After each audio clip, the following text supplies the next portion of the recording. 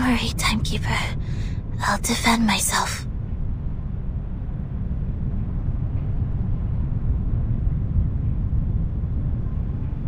Back in the Foundation, I once won a public debate of a similar nature. This is my duty. I won't let it get in the way of the team's investigation. Sonetto.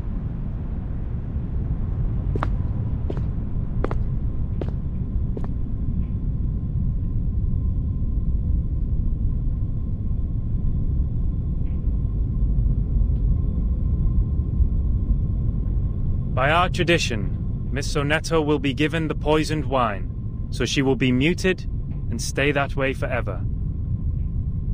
However, Sophia raised her objection against the decision. After giving the matter some discreet thought, I have decided it is necessary to hold an assembly and take care of it democratically. Those of you who agree to the death sentence may remain seated.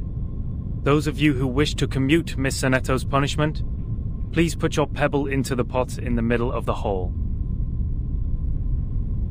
Now, Miss Sonetto, Miss Vertin, you may defend yourselves. Until the sand in this hourglass falls to the bottom.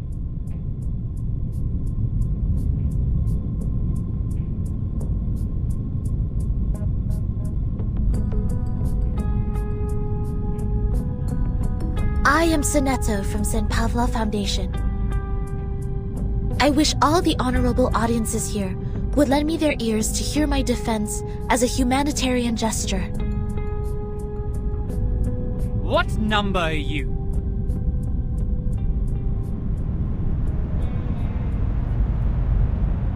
Defendant, the court requires an answer. What is your number? What? Me? No, I don't have a number. Don't waste our time. People without a number cannot stand in the Hall of Truth.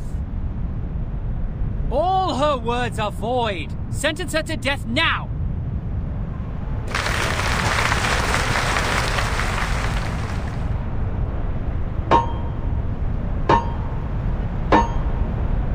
'42's argument is valid. Defenders, what do you wish to contend? What? It's valid?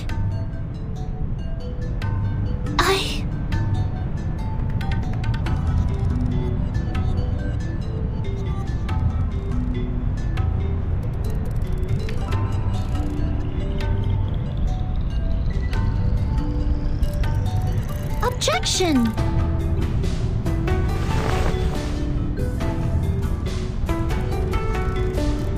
According to the record, the last time we inflicted severe punishment was in 1980 to a visitor who ate beans.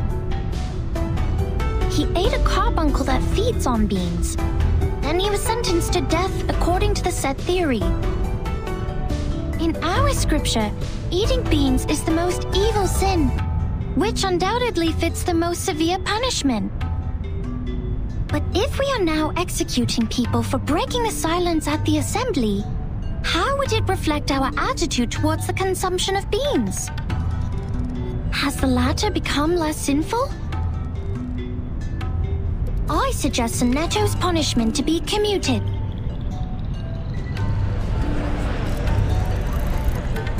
A good argument. 37's argument is deemed valid.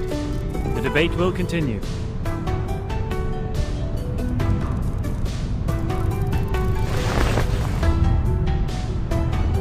Objection. The punishment for eating beans is to throw the offenders into the Gorgon current, while the punishment for the silence breaker is to drink poisoned wine. Among all the punishments we have, there's no other punishment more dreadful than being thrown into the Gorgon current. Because eternity and infinity are the two things we have the least knowledge of, which makes them the most ghastly punishments among all. Giving her the poisoned wine doesn't make the consumption of beans less sinful. Her argument is invalid.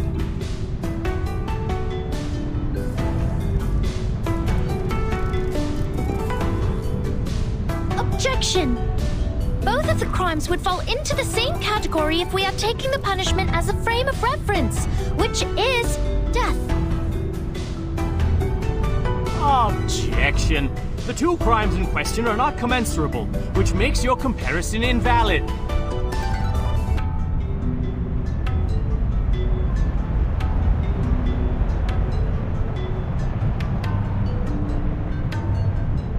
What's this? I'm completely lost in this irrational debate. I see. So that's how it works. Timekeeper? Relax. I will help you.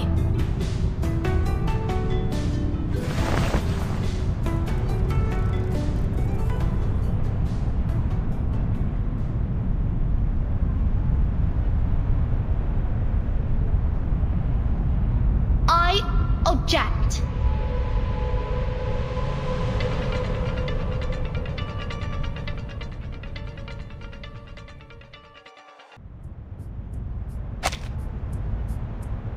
The law of excluded middle. A good sophism. Good for you to create a paradox from one sentence of my argument. But pitifully, you've made a fatal mistake. You've taken my argument as the basis of your defense. I said people without a number should be expelled from the Hall of Truth. You don't have a number either, Miss Outsider. Based on my argument, which has also been approved by you, I argue that all your arguments are invalid. There's no time left. 13 has a number. I saw it. What?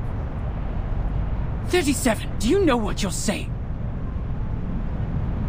Yeah. I read her number. Just now. 13's number is 0.